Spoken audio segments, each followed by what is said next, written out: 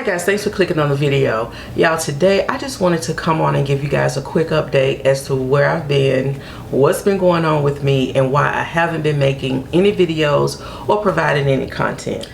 Y'all, I do see that I now have 101 subscribers. Yay! Because it was a goal of mine to try to get to my first 100. So to those 101 subscribers, I want to let you know that I do appreciate you.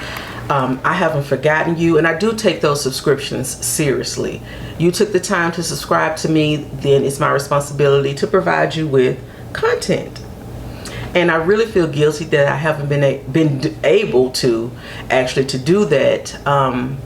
So that's one of the reasons why I wanted to make this video. So if you can tell by the title of this video, I suffered a health scare a little over a month ago now, and that's where I've been trying to recover from that. So as you can see, I survived a pulmonary embolism, which is a blood clot in my lung. So I wanted to just tell you guys my story, my experience. Maybe somebody can, you know, benefit from my story. It was about, like I said, a little over a month ago. It was on a Tuesday. So my last video, first of all, my last video, I did my Sephora haul, letting you guys know what I purchased from Sephora. And in that video, I said that I was going to be doing some reviews on some of the items that I purchased. Mainly, I wanted to do the One Size blush and bronzer trio palette, the cheek clappers. I really wanted to try that product out and get you a review.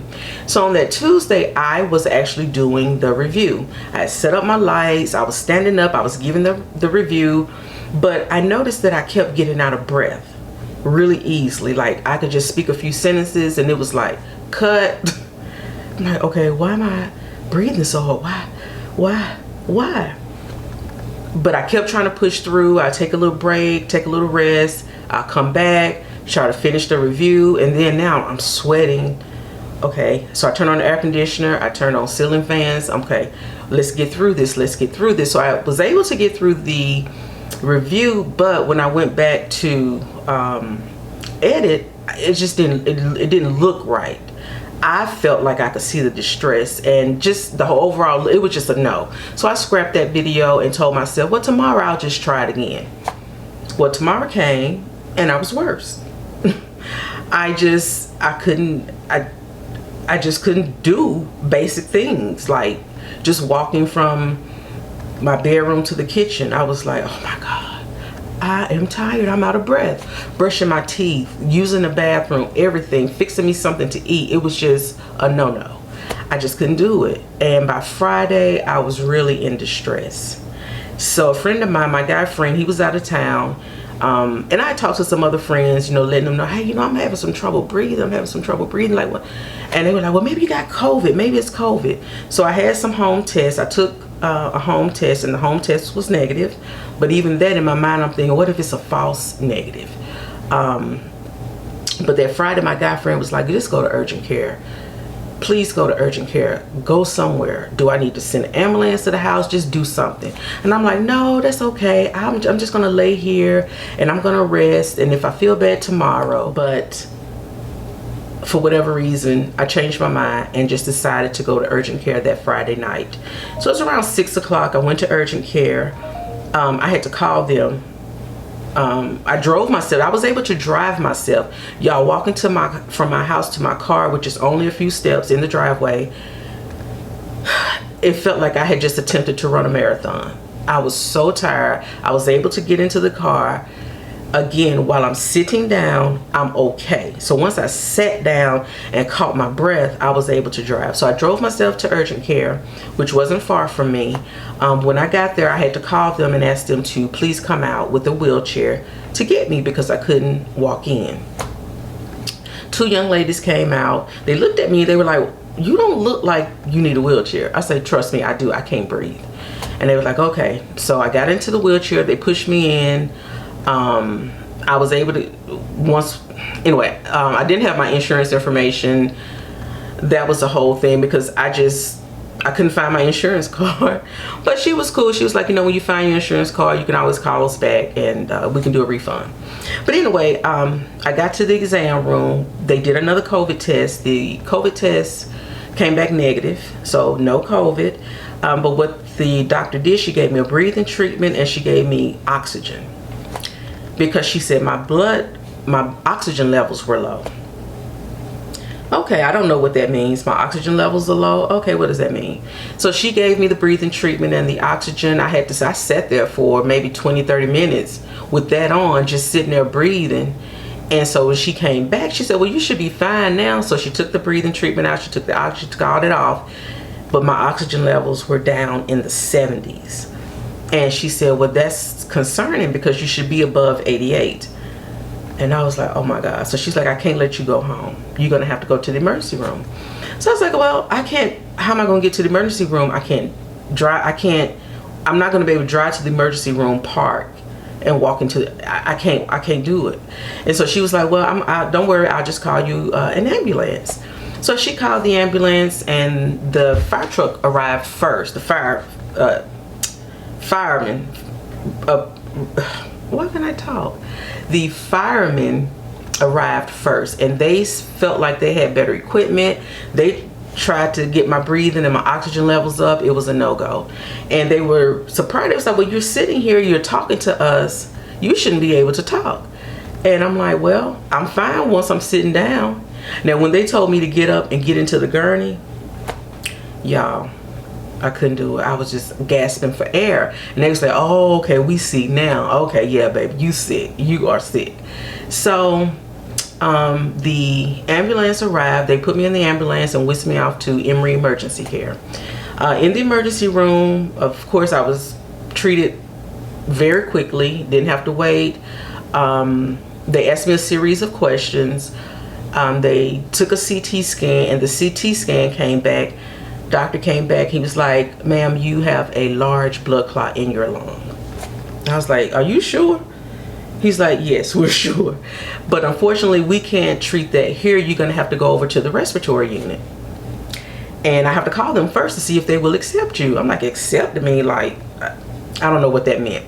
But anyway, he came back. Oh, yeah, they accepted you. So what we're going to do is get you another ambulance to take you over to the respiratory unit. Now I'm thinking, well, where's the respiratory unit?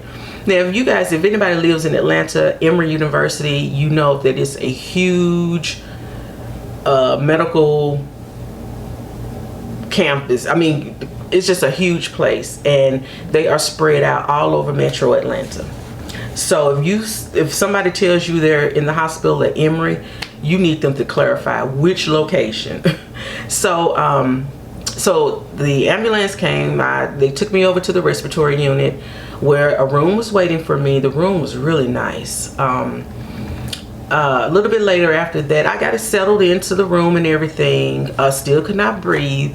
The cardiologist, or a cardiologist, came into the room and explained to me that they were going to be doing a procedure that would allow him to go through my groin area up into my lungs and suck the blood clot out.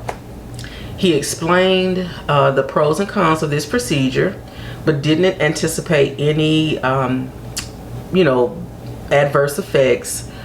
But he just wanted to explain to me what would happen. I would not be under any anesthesia. However, I would be sedated, and I wouldn't feel anything. So I'm like, okay, so when will this happen? So he said, oh, we may do it tomorrow, we may do it Monday.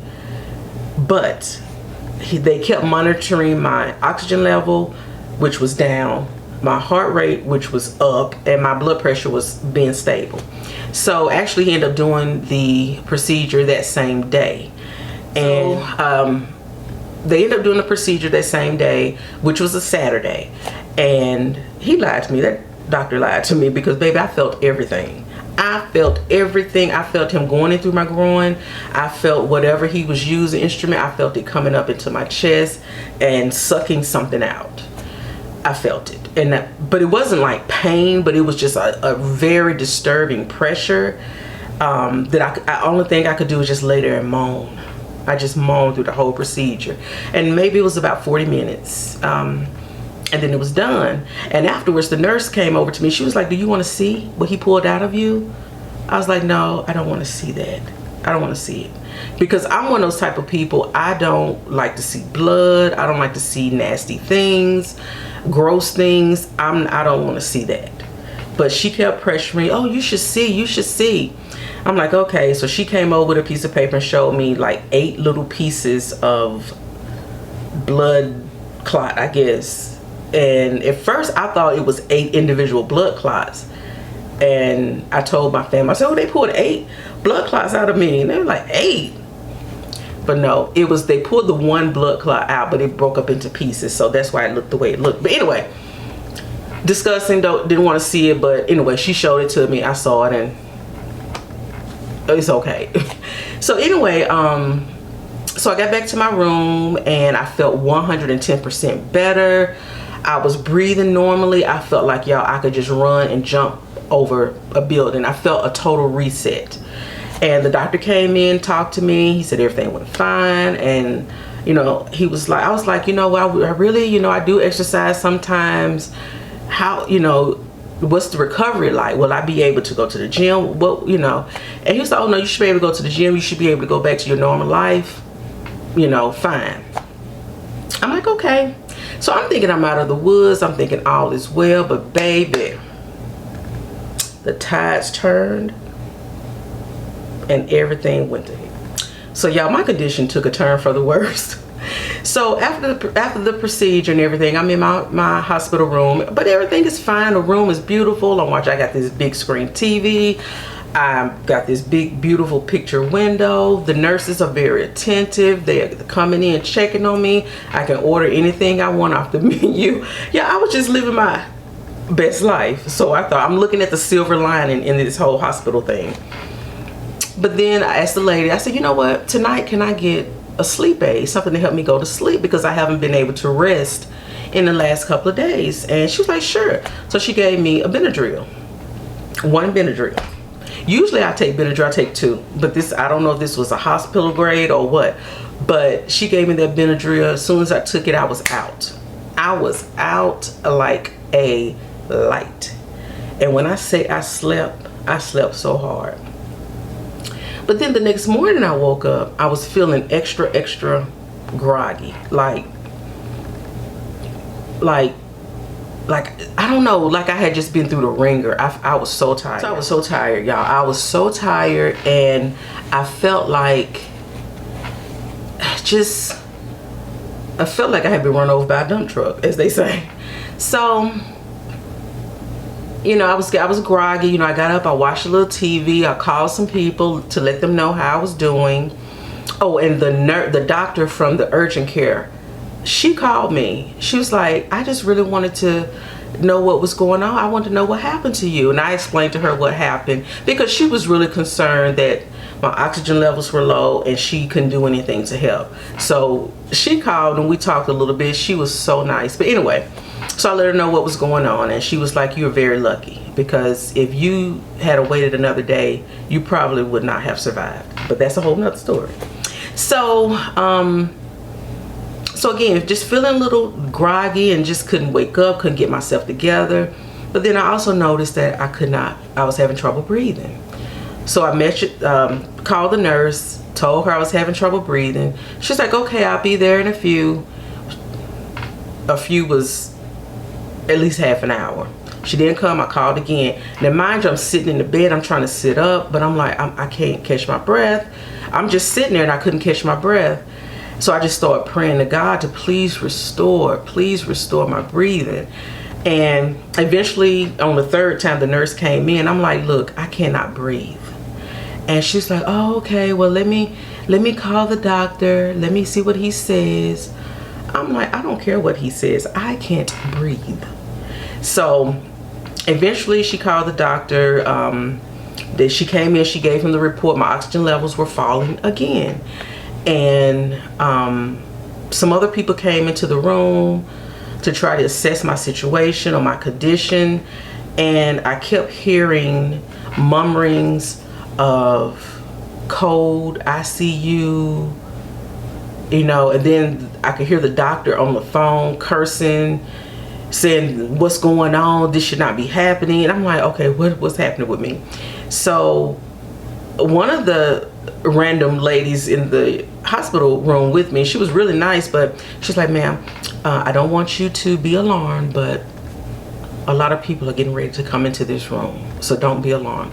So they called a code on me, and I don't know if, I used to work in the hospital. When you call that code, that means you all hands on deck. Like, this is an emergency, emergency, emergency. So like she said, a whole bunch of people came into the room. They did ultrasounds of my arms, my legs, my neck, my chest, everything, to see if I had any other blood clots. Then like this guy came in with this machine. He was a black guy, but he came in, y'all, like he had just came out the club. But he must have been on call. He came in, did what he had to do. He was the one that did the ultrasound and everything. So it was just a cast of characters. But everybody was just scrambling, trying to figure out what to do, what's wrong, da da da da. So eventually they took me back, gave me another CT scan. And after that, I was wheeled off to the ICU unit. And I was in ICU for a week. They put me on antibiotics, they put me on heparin, and I had to have an oxygen mask over my face at all times. I will say, during that whole time, even though I was in distress, I still felt a sense of peace. I still felt a sense of calm. I really felt like everything was going to be all right, mainly because, number one, the staff, they just went over and beyond. Number two, well, first of all, God, because I have been praying, please restore my breathing. The staff, they went over and beyond. And then I had my really good friend that stayed with me throughout the whole thing in ICU, spending the night, doing everything. He was absolutely great. So I had pillars around me that just made me feel like everything was going to be all right. And everything was all right. After a week into the ICU, basically what they're saying is, when the cardiologist removed the blood clot, that area had not been receiving sufficient blood flow for so long. Basically, my lung was bruised or irritated, and it just needed time to repair. And also the right side of my heart, it just needed time to repair because it hadn't been getting any blood. So after they released me out of the ICU, I went out. That was on a Friday. I went out to the floor. I spent the night, and I was discharged next day. That simple. So now I do have to take blood thinners for the next 6 months. They are saying this was a non-event blood clot, meaning that this was not caused by traveling traveling long. I'm not a smoker. I'm not on birth control pills. I hadn't had any recent surgeries. It was a non-event blood clot. But the one thing that they kind of attribute this to, because one of the questions he asked me was I sedentary? Do I move a lot? And I had to tell him no. I said I work from home and I pretty much sit all day. So typically when someone has a blood clot, they'll ask you a series of questions. Did you just come from a long trip or a long plane ride or a long road trip where you were seated or sitting down for an extended period of time? Had you just had a recent surgery? Are you a smoker? Do you take birth control pills? And all those were no for me, no. But the one question he did ask, are you sedentary? Do you move? What kind of work do you do? And I told him I work from home and I pretty much sit all day. I sit all day.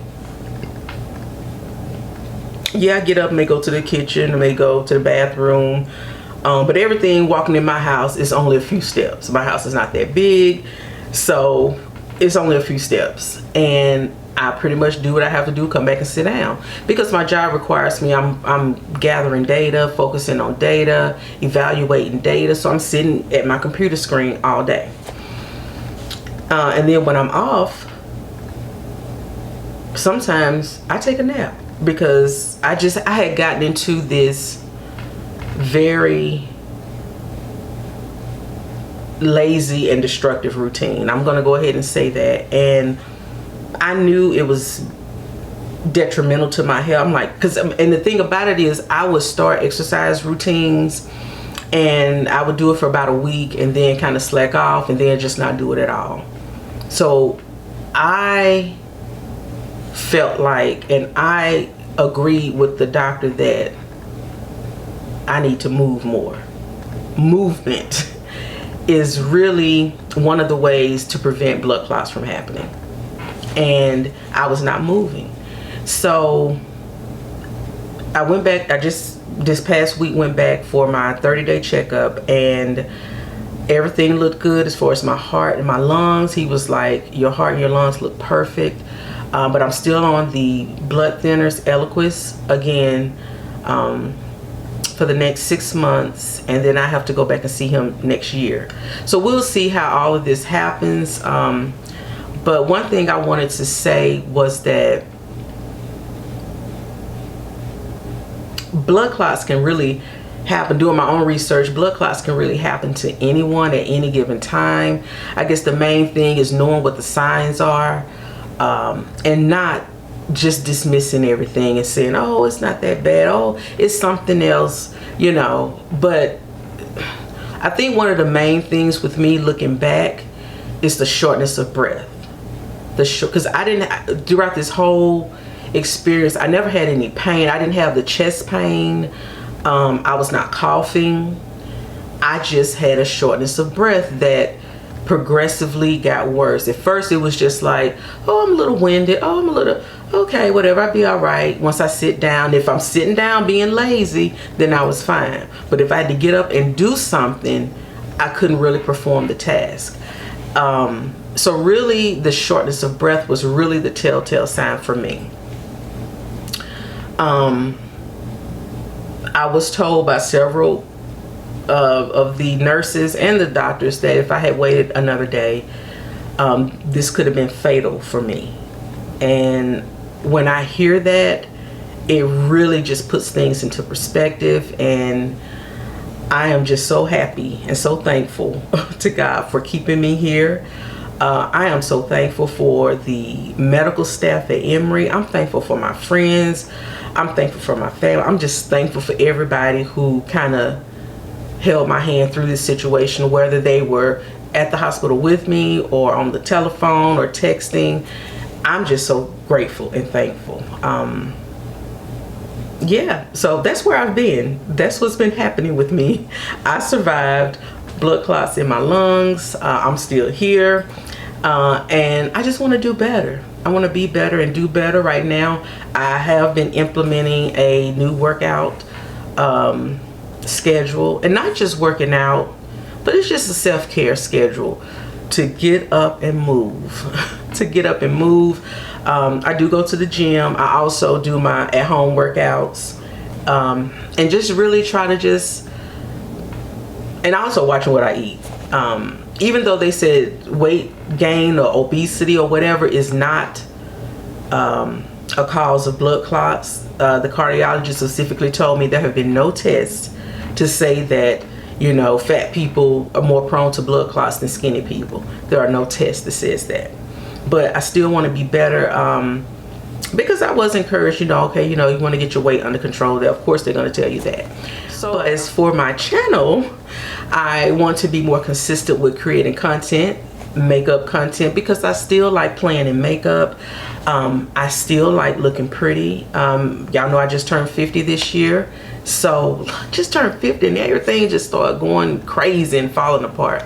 But I do want to maintain not just my beauty, but I want to maintain my health.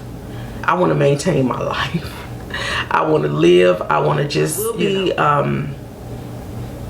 you know, creating more content surrounding makeup, self-care, skincare. I still owe you guys that review of those blush and bronze palettes from One Size Beauty, which that will be my next video. I'm actually wearing it today.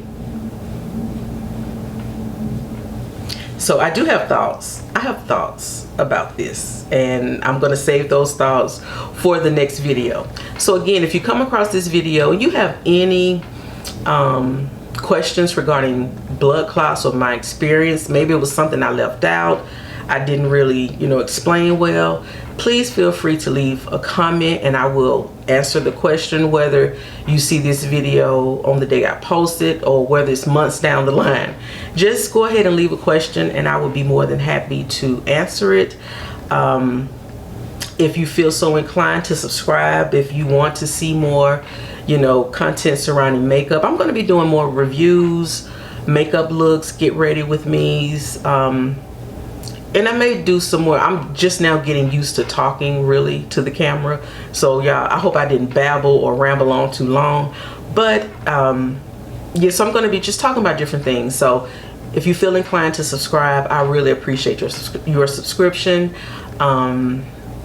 Yeah, and also like the video. Like the video, it doesn't cost you anything. So that's it, guys. I'm gonna go ahead and get on with the rest of my day. I just wanted to come back and just reintroduce myself. Hi, my name is Maria, aka Art Girl Blue, Art Girl Blue 32 on Instagram, and I thank you guys so much for watching. I will see you in the next video.